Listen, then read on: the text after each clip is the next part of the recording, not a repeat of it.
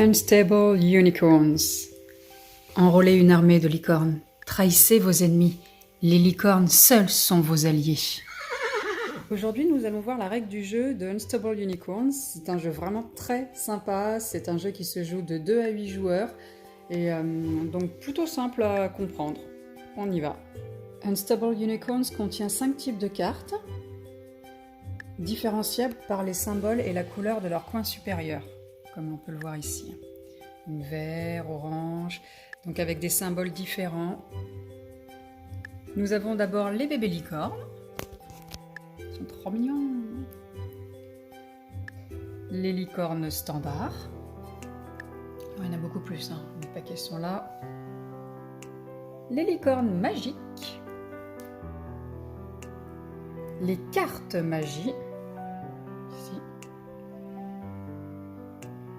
Les cartes attaque. Les cartes amélioration. Et les cartes illico. Alors tout d'abord, il faut séparer les cartes à dos noir des bébés licornes qui elles sont à dos blanc, gris. Et ça c'est les aides de jeu.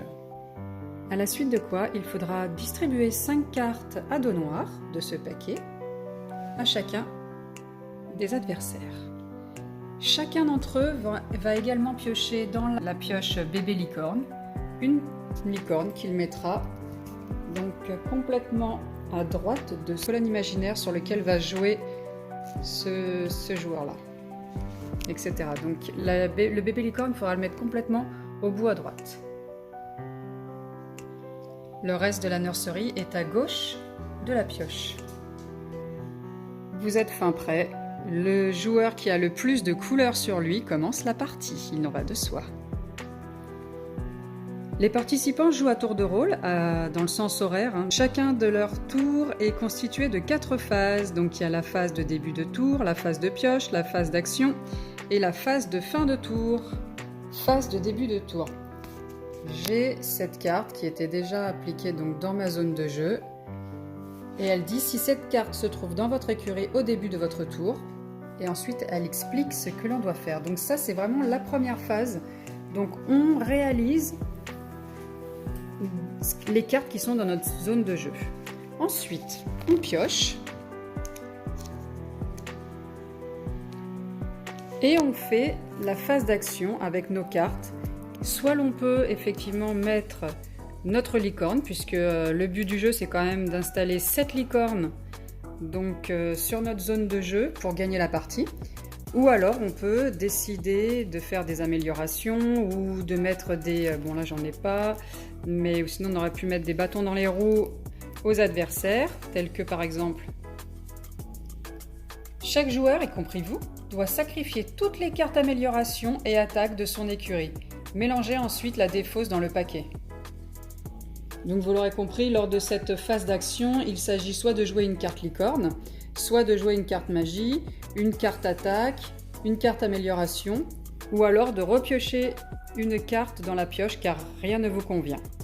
Ensuite, il y a la phase de fin de tour, et là, il faudra défausser les cartes jusqu'à atteindre la limite de la main, établie à 7 cartes. Alors on voit ici que le joueur arrive sur la fin, il souhaite poser celle-ci, mais j'ai cette carte. Super! Utilisez cette carte lorsqu'un autre joueur essaie d'en jouer une de sa main et forcez-le à défausser sa carte à la place.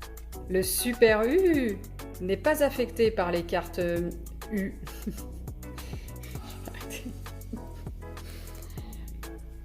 Voilà, donc vous l'aurez compris, le but du jeu c'est d'arriver à 7 licornes pour gagner la partie.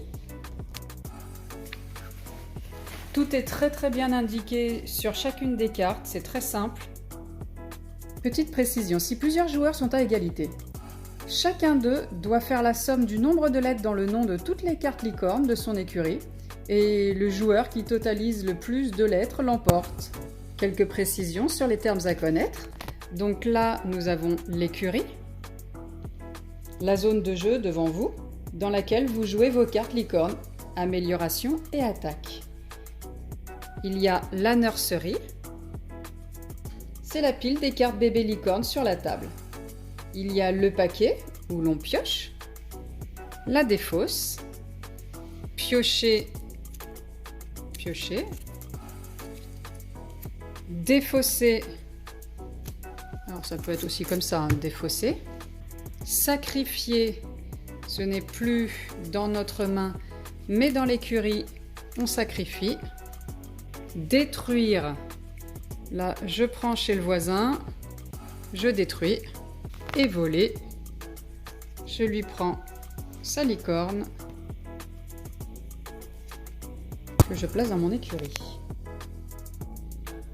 Donc là encore, il s'agit d'un deck building, il s'agit effectivement de créer la meilleure main pour détruire les autres et gagner la partie. Je vous souhaite bon jeu à tous, amusez-vous bien avec ces jolies petites licornes sournoises.